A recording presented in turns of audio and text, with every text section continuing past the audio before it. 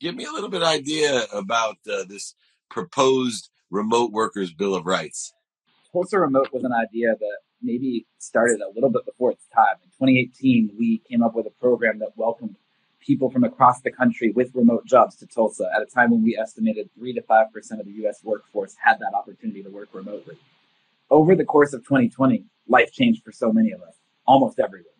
And with that came a membership burgeoning of over 1,000 members. And we felt like it was an important time to take a stand to really support our community and those remote workers across the country that were struggling with what the new normal might look like and the employers that were having a hard time making that decision. So we penned this Bill of Rights on behalf of our community. And we feel like there's some really important principles here. At the core, it starts with trust, right? Trust of the employee, trust of the employer, trust of the manager, trust of the employee, back and forth. And I think that coming out of 2020 and out of the pandemic and trying to figure out the new normal, remote work isn't going away. And whether that looks like hybrid for some or fully remote and dispersed and asynchronous and all of those buzzwords, Tulsa Remote believes that remote work is an important pillar and something we need to stand for with the fact that remote work is a core principle. How has the Bill of Rights or what you're doing, aligned with the productivity and engagement that's necessary so that people can see the value and lean into having more remote workers, especially from Tulsa? Remote work unleashes economic opportunity across the country and frankly across the world, right? It takes away those barriers from so many people. And I love San Diego and I lived in San Francisco, but those are really expensive places to live, right?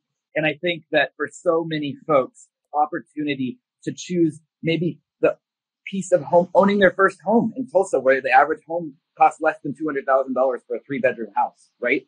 Or being back where they have family or they want to live on a bit of land or whatever the reason may be. It's giving that agency back to the employee and the worker. And that's what fundamentally has changed with remote work is that geo-distribution element is allowable, right? You do not have to start your career and maintain your career in one of the 10 talent superstar hub cities. And so for places like Tulsa, places like Akron, this is a game-changing opportunity. How has the Bill of Rights helped to not only enlighten and raise awareness, but inspire and protect the remote workers so that they too have the opportunity to be upward mobile? I don't know if you saw, but there was a really interesting Atlantic article about this topic directly and about the politics of the workplace going away with remote work. And I don't think that will ever fully go away. However, what has happened is the ability for results to speak for themselves, right? Whether it's an email or a presentation or what have you, these absolute results are driving decision making. And so I believe that is a fundamental piece. I think the other piece is it needs to be explicitly said what the career pathways are for employees. And with that kind of transparency, a lot of these issues go and change for the future, for the better.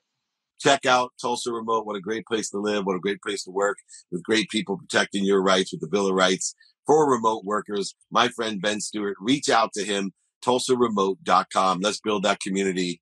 Thank you so much, Ben, for your ingenuity, innovation, and concern for a greater community. I appreciate you.